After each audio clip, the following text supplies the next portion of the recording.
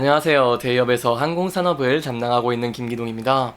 자, 오늘 대한항공 함께 살펴보도록 할 텐데요. 대한항공 같은 경우에는 실적이 발표가 됐죠. 이 실적이 역대 최대 분기 매출을 기록을 했다는데 어떠한 이유 때문에 좋은 실적을 냈고 그럼에도 불구하고 왜 영업이익은 컨센서스를 좀 하회를 했을지 여기에 대한 중요한 내용들 제가 직접 아이로 전화를 진행을 해서 팩트를 파헤쳤습니다. 따라 제가 이번 시간엔요, 실질적인 부분을 중심으로 여러분들에게 자세하게 설명해 드리려고 합니다. 일단 실적 먼저 살펴보도록 하겠습니다. 매출액 같은 경우에는요, 전년 동기 대비 13.8% 증가를 했으면서 이렇게 4조 237억 원대를 기록하는 모습을 보였습니다.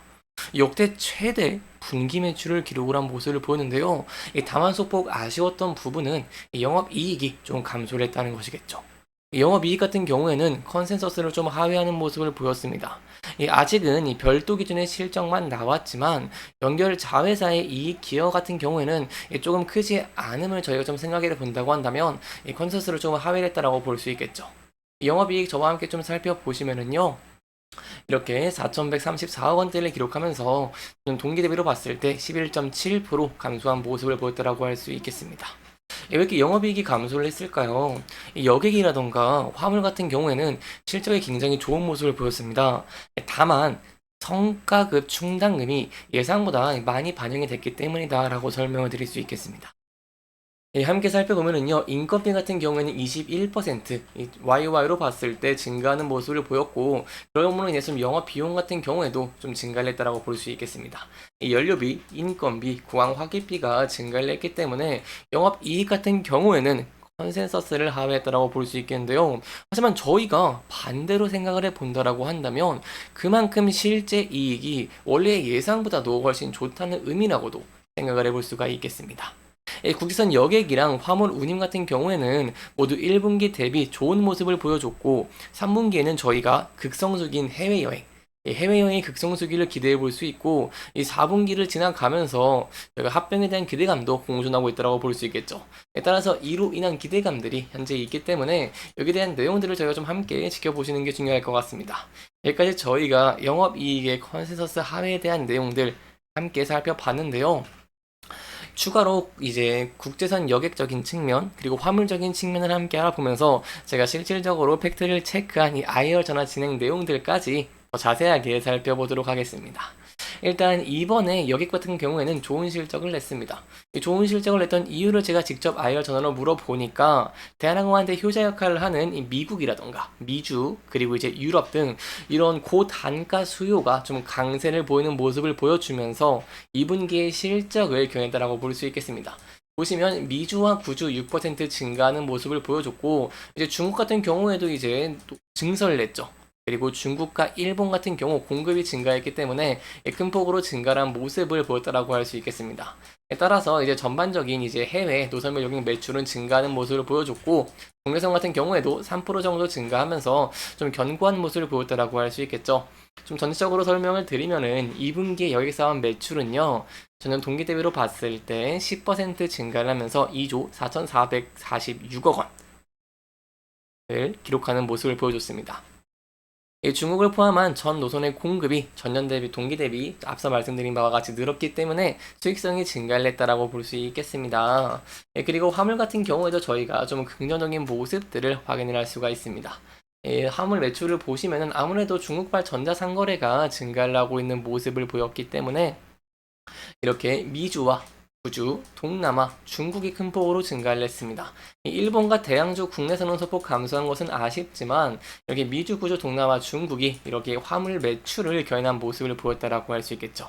이에 따라서 화물사업부의 매출 같은 경우에도 1조 972억 원을 기록하는 모습을 보여주면서 년 동기 대비 13.8%나 증가를 했다라고 볼 수 있겠습니다. 자, 이제 저희가 좀 더 중요하게 집중적으로 들어가 보도록 하겠습니다. 제가 여기에 대해서 물어봤습니다. 이 수익성이 좋은데 일드가 소폭 감소를 했기 때문이죠. 일드 같은 경우에는요, 좀 간단하게 설명을 드리면은요, 항공사의 수익성 지표다라고 좀 이해를 해주시면 좋을 것 같습니다. 이렇게 2.3% 감소를 했는데 왜 이렇게 좋은 실적이 나왔을까요? 일드 하락 원인에 대해서 직접 물어봤습니다. 여기에 대한 답변은 일본이라던가 중국의 공급을 증가를 했죠. 그렇기 때문에 이로 인해서 일드가 좀 하락을 했고, 다만 공급이 12% 그리고 수요가 13% 저는 동기 대비로 봤을 때 증가했기 때문에 일드가 이 정도 수준이면은 긍정적인 모습이라는 답변을 받아서 저희 향후에 이런 일드의 추이도 함께 지켜봐 주시는 게 좋을 것 같습니다. 그 이후에 제가 여쭤봤던 것은 바로 LF입니다. LF 같은 경우에는요, 적재 가능한 여객 수에 실제로 수송한 여객수의 비율이다라고 이해해 주시면 좋을 것 같은데요. LF 공급 같은 경우 이렇게 국제선으로 봤을 때 0.7% 증가라는 모습을 보였습니다. LF 공급 좀 더 자세하게 설명을 드리면요. 공급이 증가를 하면서 이 85%를 기록하는 모습을 보여주면서 높은 수준을 기록을 했다라고 할 수 있겠죠. 저희가 이러한 부분을 2019년과 비교해 본다라고 한다면 2019년은요 80% 초반이었습니다. 그렇기 때문에 수요가 강하다는 모습들을 저희가 확인을 할 수가 있습니다. 여기까지 이제 대한항공대 효자 역할을 하는 이 국제선 여객들 함께 살펴봤고요. 이제 마지막으로 화물적인 측면들을 살펴보도록 하겠습니다. 화물 보시면 전반적으로 전 대비 다 증가라는 모습을 보였습니다. 특히 일드와 LF 등도 큰 폭으로 증가하는 모습을 보여줬죠. 여기에 대해서 증가 이유들은 여러분 다 아시겠지만 제가 한 번 더 물어봤습니다.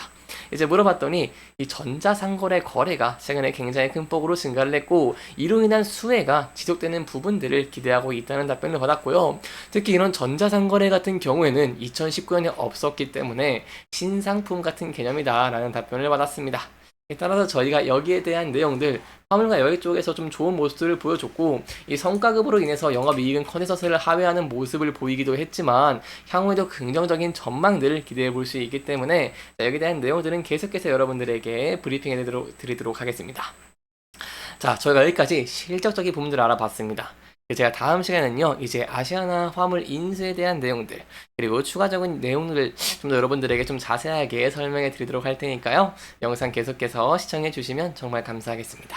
자, 저희가 마지막으로 대한항공의 차트 함께 분석하는 시간을 가져보도록 하겠습니다. 차트 보시면 최근에 지수의 급락에 따라서 대한항공 같은 경우에도 급락을 하는 모습을 보이기도 했습니다. 다만 긍정적인 포인트는 지수의 하락에 힘입어서 대한항공 같은 경우에도 소폭 이렇게 반등을 하고 있는 모습을 보여주고 있다는 것이겠죠. 따라서 긍정적으로 볼 수 있는 부분이 앞서서 지지와 저항을 받았던 부근대를 다시 돌파하면서 회복을 했다는 것인데요. 이 부근대에서 다시 한번 하락할 수 있는 지지받을 수 있을지 함께 지켜보시는 게 중요할 것 같습니다.